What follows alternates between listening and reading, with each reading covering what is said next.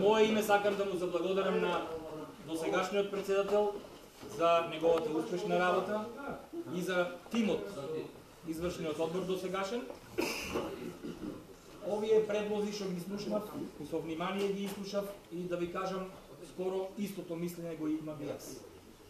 Од сите одлучни колеги што кажаа, свесен сум на каква функција се нафаќав. Јас уште кога дојдоа некои колеги, радиоматери, пријатели, другари да сугерираат да поднесам кандидатура, бев свесен на што се нафаќав.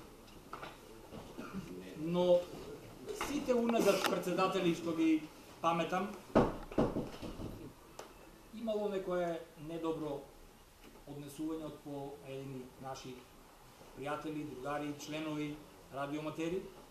И затоа многу размислував дали да се нафатам на оваа функција. Затоа што знам, свесен сум дека она што го кажа и секретарот досегашен, многу држи. Свесен сум дека ќе има такви работи, меѓутоа мислам дека со отвореност во работата, со транспарентност ќе ги минимизираме тие. И со тимот кој што предлагам да го предложам сега, во наредната точка ќе се избира, мислам дека ќе одолееме на такви работи, работејки транспарентно, работејки посветено, да се минимизираат тие. Инаку не можеме да ги решиме.